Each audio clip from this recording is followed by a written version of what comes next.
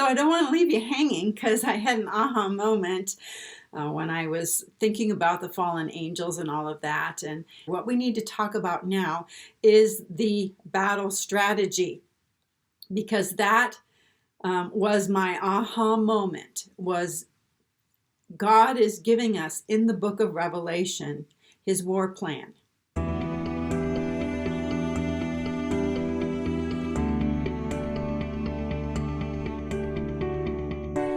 And in my most recent video, I talked about how by this point in time, the sixth trumpet, the abomination of desolation, all the fallen entities will be on the earth. All the angels cast out of heaven, Satan finally cast out of heaven for good. We'll have all those watchers, the sons of God, who mated with human women prior to the flood. They will be on the earth, having been released from their chains in the pit. Also, these four really horrible fallen angels who will be released at the sixth trumpet to kill a third of mankind. All of these fallen entities will be on the earth, in addition to the demons who've been infesting people who are part of that harlot system. And also we'll have the beast, the false prophet, people who take the mark of the beast, the image of the beast, and so on. All the wicked will be concentrated here on earth, and the righteous will be in heaven, with the exception of a few believers who will have, for however they do it, don't really know, they will have not died in this 10-day persecution where most Christians are going to be killed. Okay, and they will have to live during the reign of the beast and survive. And what we're told is that those who are alive and remain or survive until the coming of the Lord, and remember, the coming of the Lord refers to his second coming in power and glory, those who survive until then will be taken. Okay, that's when Jesus comes on a cloud. He doesn't directly come all the way to the earth. He comes on a cloud. Those people are caught up. We read about that in Revelation 14:14 as well as 1 Thessalonians chapter 4. So I've explained in numerous videos that there's more than one time that believers are caught up to heaven in a rapture event. The first one is right here at the end of the sign of the dragon. That's when the child is caught up to God and to his throne. That's those of us who are going to rule and reign with Christ during the millennium. We're kings and priests, we're his assistants, we're his aide-de-camp, as it were. We're going to personally assist him during his reign. The second group who are going to be caught up are also in that same category of people who are going to rule and reign, only they're going to be from the 12 tribes of Israel. That's the 144,000 who will be taken in this rapture. Some of them will be killed during this 10 days of persecution. Those who are alive will be taken into heaven same day that Satan is cast out. Okay, the war in heaven and this persecution on earth, this war on earth, going to take place at the same time. Michael will appear to win the war in heaven, and the harlot, the beast, will appear to win the war on earth. The third rapture is over here. It's on a day. We don't know when it is. The sixth trumpet, abomination of desolation, is when the reign of the beast begins. As far as knowing a day when our rapture will take place, yes, we already know that. It's over the Feast of Tabernacles. It's on the 8th day. Okay, so we can move on. We don't have to talk about when is the rapture. What we need to talk about now is the battle strategy, because that was my aha moment. Was God is giving us in the book of Revelation his war plan, how he's going to conduct the final battles. There's going to be several of them, the final battles before the big battle of Armageddon at the end, when Christ comes to rule and reign. What we have in Revelation is our war manual. We have been given the strategy for how this is going to happen, how Christ is going to conquer, and we too, along with him as joint heirs, as co-conquerors, are going to conquer all these fallen angels, okay, and the dragon, and the beast, and all those who follow the beast. We're going to do that, okay? Christ and believers. And there's a very specific strategy that God is using to do this. And part of it consists of appearing as though we're losing the war right here.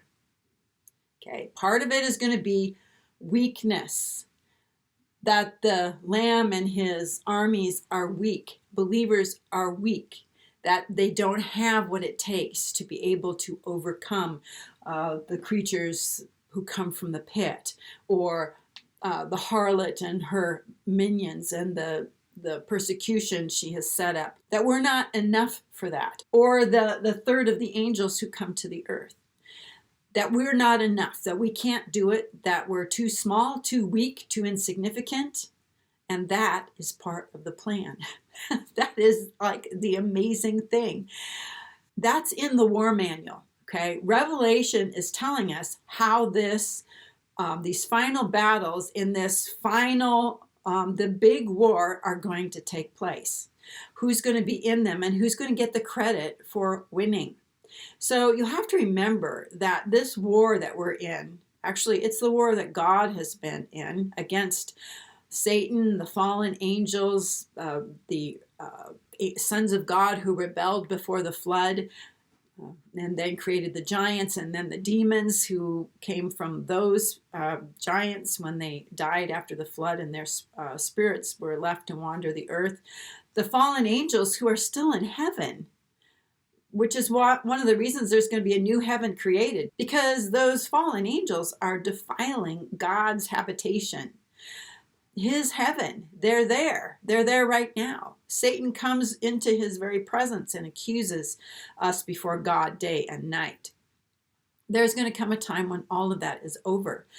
We don't know how long Satan's rebellion has lasted, but it's longer than the earth. It's longer than, we've been here for, it's more than thousands of years. We're probably talking tens of thousands or even maybe hundreds of thousands of years that this rebellion has been going on, that there's been this war going on. And God is going to end the war. And he's already told Satan how he's going to do it. He's told the serpent how he's going to do it. He's going to do it through a man. He's going to defeat all those powerful angels with a man. A man is going to do it. The seed of the woman, who is Christ, is going to crush the head of the seed of the serpent, who is going to be the Antichrist, who is going to be the leader of all of these fallen ones once they're on the earth. The beast is the leader of them.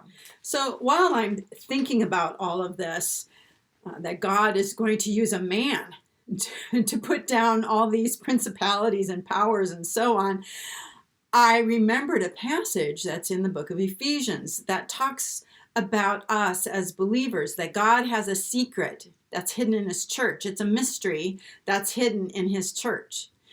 The mystery is in Ephesians 3. I'll start with verse 9. To make all men see what is the plan of the mystery hidden for ages in God who created all things, that through the church the manifold wisdom of God might now be made known to the principalities and powers in the heavenly places. This was according to the eternal purpose which he has realized in Christ Jesus our Lord. So God has a plan. It's been hidden in God. It's been hidden in him for ages. It's now being brought out, that God plans through the church and through Christ to crush the principalities and powers. Amazingly enough, that is the plan. In Colossians 2, verse 15, we read just a little verse about how Christ by himself was able to make an example of principalities and powers when he died on the cross. Okay? He disarmed the principalities and powers and made a public example of them, triumphing over them in him, or in the cross. So when Christ died on the cross, he actually made an example of principalities and powers because Jesus rose from the dead.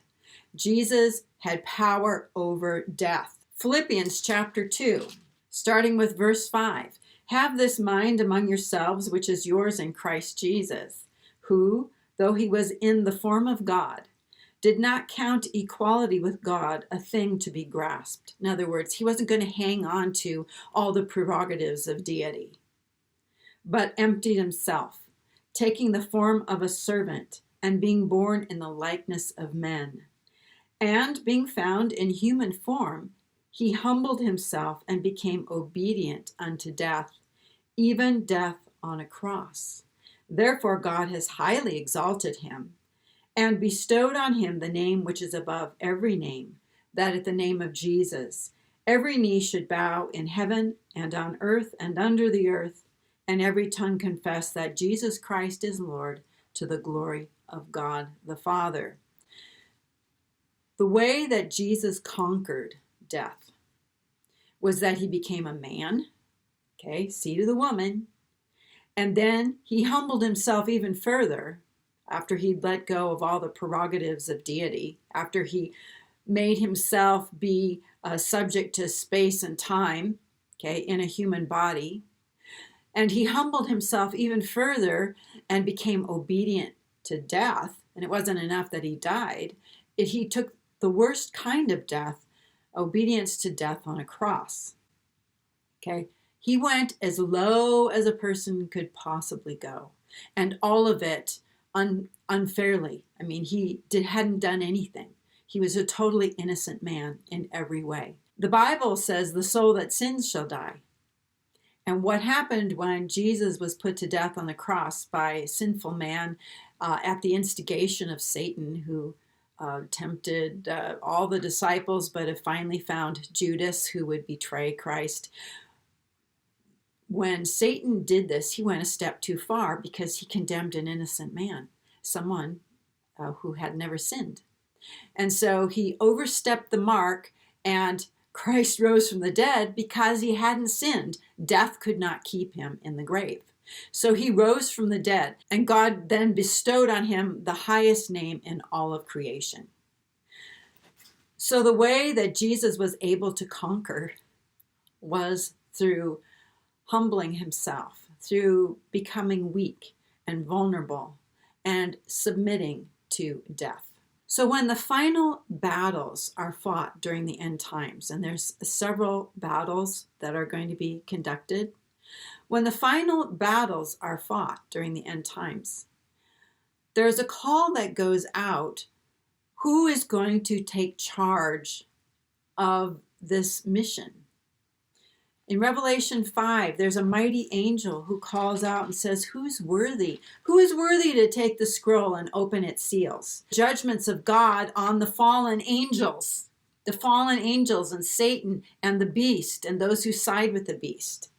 Who can do this? What man is able to do this? Because remember, it's a man that has to do this. Revelation 5, and I saw in the right hand of him who was seated on the throne a scroll written within and on the back and sealed with 7 seals. And I saw a strong angel proclaiming with a loud voice, who is worthy to open the scroll and break its seals?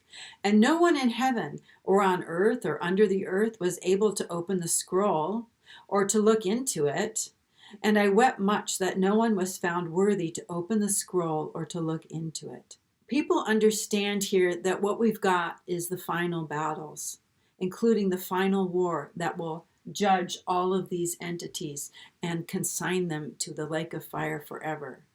Who's worthy to do this? What man can do this? What seed of the woman can do this? Verse 5, then one of the elders said to me, weep not. Lo, the Lion of the tribe of Judah, the Root of David, has conquered, so that he can open the scroll and its 7 seals. And between the throne and the 4 living creatures and among the elders, I saw a lamb standing, as though it had been slain, with 7 horns, with 7 eyes, which are the 7 spirits of God sent out to all the earth. So the elder says, don't weep, for lo, the Lion of the tribe of Judah, the Root of David, has conquered, so that he can open the scroll and the 7 seals. In what way had Christ conquered? Well, he had submitted himself to death. He became obedient unto death, even death on a cross, and he was victorious over death. He has already conquered. And the final battles are going to be played out over the end times. And the strategy for conquering is going to be the same. It's going to be out of weakness. Out of weakness. And this is something that Satan doesn't understand, that people who are in positions of power don't understand, that in the spiritual world, weakness is how you attain honor. Weakness is how you attain victory. If you want to live, you have to die.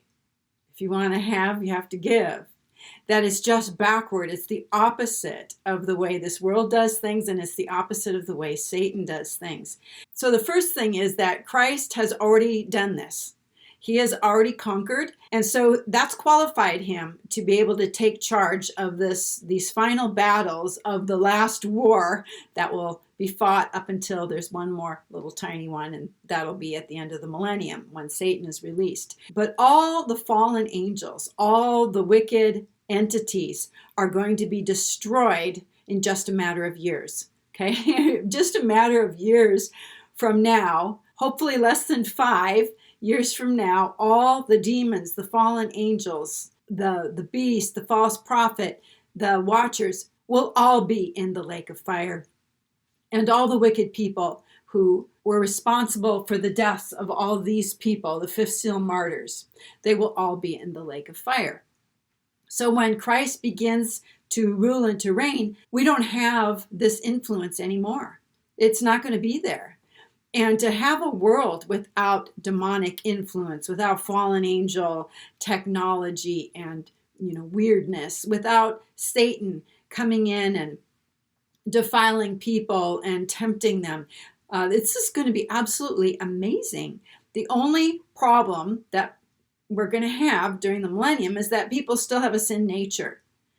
Okay, they still have a sin nature. Now, back in the day, Satan amplified the effects of sin when the Watchers came in and mated with human women, and they communicated to mankind at the time arts, forbidden knowledge. And one of those was how to do war, how to go to war, how to conduct warfare. So, of course, these wicked entities think they know how to do war because they invented it, right? They invented the violence associated with war. In the spiritual realm, though, we don't conquer that way. Okay, we conquer in another way, and it's by laying down our lives. It's through weakness. God's power is made perfect in weakness. The other thing that qualifies Christ to take the scroll and to basically conduct this operation from once he takes the scroll on out is the fact that he is God's firstborn. He is the firstborn from the dead. He is the heir. He is the son of the king who has submitted to the training that enables him to place everything under his feet. And the role of Christ is to take every enemy of God, bring it under subjection, and then present the kingdom to the Father. So Christ is fully able to do this, and he will do it. So the book of Revelation actually gives us God's war plan. It's his battle plan of how he is going to put an end to the things that have been done by the fallen ones throughout history. And this warfare has been going on, like I said, for eons and eons, for ages and ages. We have no idea how long God has put up with all of this. But he's going to use men, the seed of the woman, Christ, and we too are part of the seed of the woman because we are in Christ. And so we're destined to be joint heirs with him. Okay, so when it comes to strategies, how is this going to work? Okay, so Satan, we know, fell because of pride. He thought he was somebody. He believes his own press that he is equal to God, that he should be counted as equal to God. And during the end times, both he and his minions are going to suffer from overconfidence. So when it comes to Christ and the way believers do things, it's weakness, self-sacrifice, and humility. Those are our strengths. Those are where our power comes from. It comes from Christ, a life of weakness, dependence upon the Lord, of self-sacrifice, like the martyrs are going to be willing to lay down their lives for the testimony of Jesus, and humility. Okay, it's just the opposite of the way Satan does things. Now, God is going to play into Satan's overconfidence, and Satan then will overplay his hand. So how is God going to play into this overconfidence that Satan and his minions are going to have? Well, God is going to do some things that Satan is going to take credit for. Okay, Satan or his followers. The first thing that God is going to do is he is going to initiate that war in Israel, the Gog-Magog war that we read about in Ezekiel 38. So what does God do? Well, he puts a hook in the jaw of Gog and brings him down into the mountains of Israel, along with an alliance of nations. He is tempted, he gets an evil thought in his mind that he's going to go down there and get spoil. He's going to get something. Now, God is the one who actually initiates this so that he comes down to Israel and does this. Now, Gog is going to die on the mountains of Israel, and he's going to be buried there. And I think there's someone who's going to take credit for that, even though it's not his to take. And that would be the rider on the white horse who has the bow, but doesn't have the crown yet. Okay, so I think it's the guy on the white horse who is going to take credit for this, and he's going to be given a crown then for his tremendous victory in this battle. And he's going to think this is all really great. Okay, now this part is really speculation on my part. So I'm just sort of putting pieces together and trying to fill in some blanks, and this is sort of where I'm ending up here.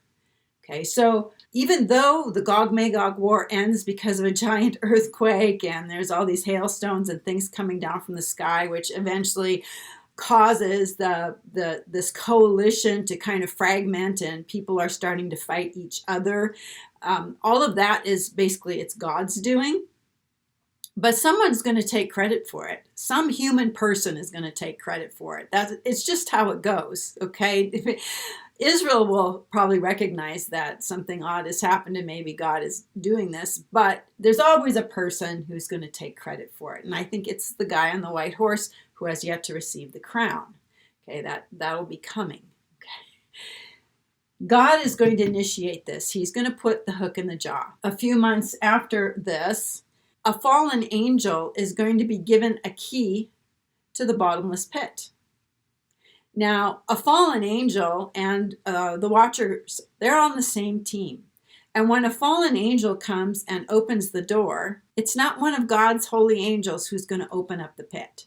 It's a fallen angel who's going to come down, one of the team. He's going to spring these guys out of their prison. They're going to be released. These watchers, these angels who did terrible things before the flood, they're going to be released to go on the earth. The goal is that Satan will have every single one of his minions, all the fallen angels, all the watchers, everybody. He's going to have absolutely everyone at his disposal. So he cannot say, well, you held back some of my fallen angels, or you held back some of my demons so that I didn't have all of them at my disposal. No, Satan is going to have every single fallen entity at his disposal to do this war, to try to win. Okay, so a fallen angel is given the key. Okay, and that's when these entities are released at the fifth trumpet. Okay, so pretty subtle here, but it's just another piece of information that leads us to believe that there's stuff going on behind the scenes that's designed to feed into Satan's pride and overconfidence. Okay, so the third thing that's going to happen is the withdrawal of seasoned Christians from the earth. It's like having a theater of battle and having a really crack team of soldiers on the battlefield and then just pulling them off. Okay, and that's what the first rapture does. It takes seasoned veteran fighters off of the battlefield, and they're being replaced by a new group of people, the 144,000, but they're inexperienced. Okay, they're inexperienced. Now the two witnesses are going to be here, and they're going to be fighting valiantly. Okay, but they have a limited time that they can survive all of this, and they have to make it to a certain day, because there's a day that's assigned for them to kill the beast, and for the beast to rise from the dead and then kill them. Okay, and that will be the end of their 1,260 days. Okay, so part of showing, weakness is pulling officers off of the battlefield, pulling your high-ranking officers. Okay, and that'll happen at the rapture of the man-child. That's us. We've been doing this for a lot longer than the 144,000 have. They're going to just be shoved to the front lines here, and they're told they just have to just persevere. Don't give in. Don't go siding with the harlot. Don't try to make things easy on yourself. Just persevere, just stand, just hold the line. That's all they have to do. Just hold the line. Don't get mixed up in any of the harlot stuff. Okay, just hold the line and persevere. And this is going to be really difficult, because we're only talking a few months here, but it's a few months of just absolute terror. Okay, in addition to the first 4 seals, we have the first 4 trumpets and all the terrible things that go on with that, and then this 5th trumpet, when these watchers come out of the pit, and they are vile, and they are out to get people who don't have the seal of God. Now, fortunately, the 144,000 will have the seal, but the seal only protects these people from the watchers, the fallen angels who are in the pit. It doesn't protect them from anything else, including that 10 days of persecution. And Revelation 2, in the letter to the church of Smyrna, that some of you are going to die. It's referring to some of the 144,000. Some of you will die, but be faithful unto death. I'll give you the crown of life. So they're going to still get their crown. They'll still get to rule and reign, even if they die during that persecution, that 10 days of persecution. Okay, so we've got God pulling the strings on Gog to make him go down to the mountains of Israel. We've got a fallen angel that's actually going to open the pit and let the guys out. God is going to allow Satan to have all his resources available to him.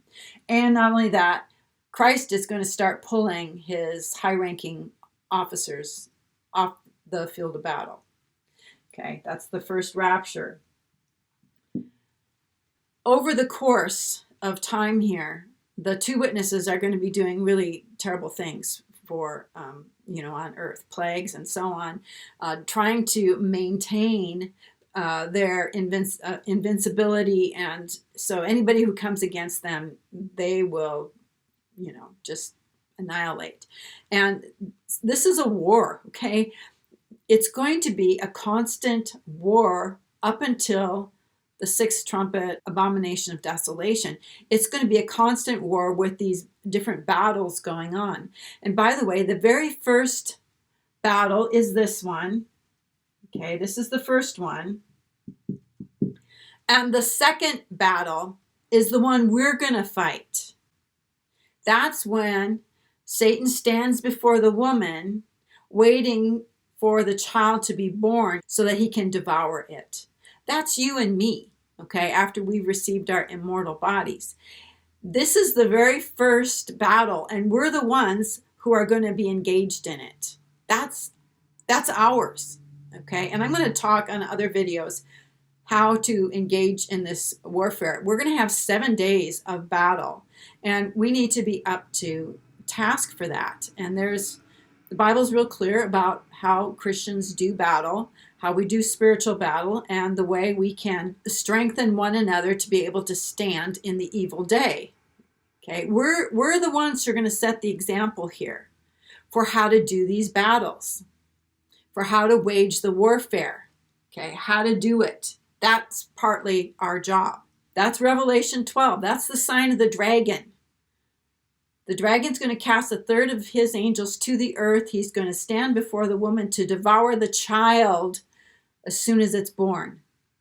7 days. And then the child is caught up to God and to his throne. Okay, that's the rapture. After 7 days of warfare, a battle. We're going to have our own. That's the second battle. Okay, so let's just put this over here. The first battle is Gog Magog. And that's the travail of the woman. The second one is right after we're changed. Okay, Satan is going to try to devour the child.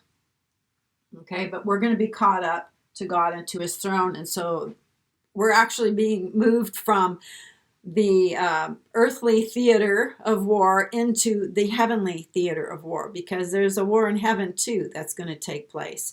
So it's like there's two theaters of warfare, and there's going to be battles taking place in both theaters.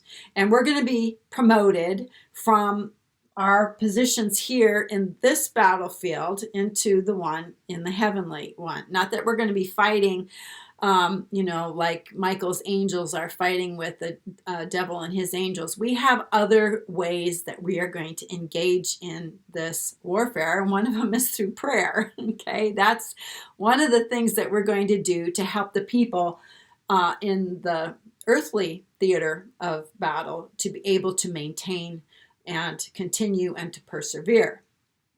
All right, so God is going to put the hook in the jaw. He's going to make sure it's a fallen angel who opens the pit. Christ is going to pull officers off the battlefield, okay, and replace them with junior officers who do not have the experience, okay. But they're just told all they have to do is maintain, hold the line. All right, and the two witnesses will be here, and they know that they have to make it, and they are given the resources to be able to make it. Up until the day that they're killed, right? And that's on first fruits. It's the first fruits is when Christ rose from the dead, remember, and that's going to be the same day that the beast rises from the dead, and then he will kill the two witnesses. And then they will lie out in the open for 3.5 days. When the harlot decides to do this 10 days of bloodbath, God's people are going to lay down their lives. They're going to do what Christ did. They're going to willingly offer up their life for those 10 days. They're going to willingly do that for the testimony of Jesus. They are not going to fight. They're going to lay down their life. Revelation 12:11. And they've conquered him by the blood of the Lamb and by the word of their testimony, for they love not their lives, even unto death. Okay, they're willing to sacrifice their lives even unto death. And we see them in Revelation 7, verse 9 and following, this great multitude that no man can number standing before the throne. Verse 14, these are they who have been coming out of the great tribulation. They've washed their robes and made them white in the blood of the Lamb. Right, so this is the group of people who are going to be priests to God for the duration of the 1,000 years. Think about a worldwide battlefield where every Christian, okay, with very, very, very few exceptions, every Christian is willing to lay down their life for the testimony of Jesus. People without number. Okay, if we think of the worst battles that have ever taken place in human history, in the wars that have taken place, where the battlefield is strewn with tens of thousands of people, that will pale in comparison to the bloodbath that's going to happen during that 10 days of tribulation for believers before Satan is cast out of heaven. And while this bloodbath is taking place on earth, really it's the harlot, it's the current leaders of the world and the institutions that they run, and the earth dwellers and the kings that they incite to do this. They're the ones that are going to cause the death of millions and millions of Christians. The beast is basically going to use the harlot to do this. Satan is happy to let the harlot do this too. This will be her big last hurrah before she's destroyed like 3.5 days later. So the command here is lay down your life, okay? Lay down your life, self-sacrifice, share the testimony of Jesus, and love not your life even unto death, right? So when Satan, the dragon, and the harlot and the beast, the seventh king, see this terrible destruction of almost every single Christian on the planet, they're going to consider that a battle won, and that the war is probably over. Especially when on the 10th day, when this battle is done, and the 144,000 are raptured, and the 2 witnesses are killed, they're going to look around and they're going to go, there's nobody here. There's no Christians here.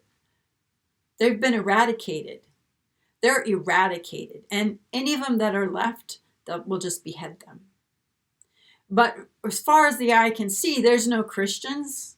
There's no evidence of Christ. There's no 2 witnesses. Nothing. And this is where overconfidence and pride are going to come in, because it'll look like they won. It'll look like they won. And on this same day when the 144,000 are raptured, this is the same day that Satan is cast out of heaven with his angels. And like I've talked about in other videos, he's going to make it look like the second coming of Christ.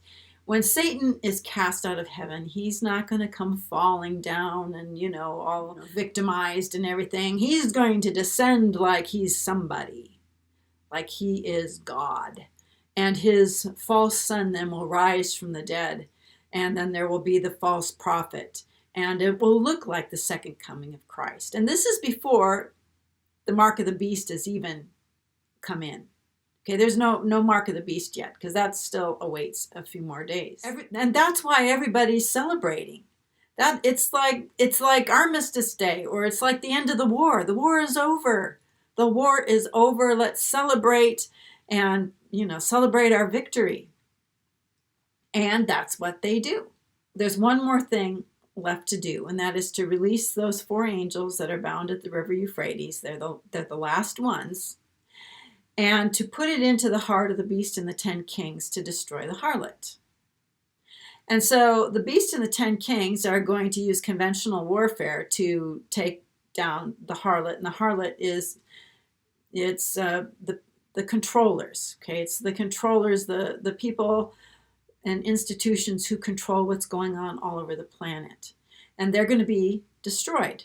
The places where they have their headquarters is going to be destroyed. Whether or not the average person knows that these 4 angels have been released to aid in the destruction of 1/3 of mankind, we don't know. But we do know that the beast and the 10 kings are going to take credit for the destruction of the harlot. Okay? So the 4 angels will be released, and God will put it in the heart of the beast and the 10 kings to kill the harlot. They're going to think they did it, that they're the ones who not only basically duped the harlot into destroying every single Christian for them, then they did a turnabout on the harlot, and now they're getting rid of her. And so the beast and the 10 kings are left. And this day right here, this is the day of the 6th trumpet and the abomination of desolation. And this is when Christ is going to make one more appearance. And he, as the 2 witnesses go up, Christ will be coming down. He'll split the mountain in 2 and lead the remnant into the wilderness. And then after that, those three angels from God are going to proclaim to the whole world, worship God only. Don't take the mark of the beast. Babylon has fallen, and bye-bye. They're gone. And it's going to seem like they have the victory. Okay, the earth dwellers, Satan, the beast, the false prophet. And so they're going to set up the kingdom. Okay, they're going to set up the beast kingdom. And year 1 will go by, and year 2 will go by. Probably year 3 will go by. And with no word from heaven, nobody on earth, as far as Christians go, raising up any kind of issues. No, in fact, they'll be beheading Christians. Others will have to hide or depend on the kindness of strangers. It'll look like a complete failure. Complete weakness, humiliation, and failure. Satan and his bunch are going to think they did it, that they had victory over the Lamb, and they're going to just start resting on their laurels. Okay, year 1, year 2, year 3, peace and safety. Then sudden destruction.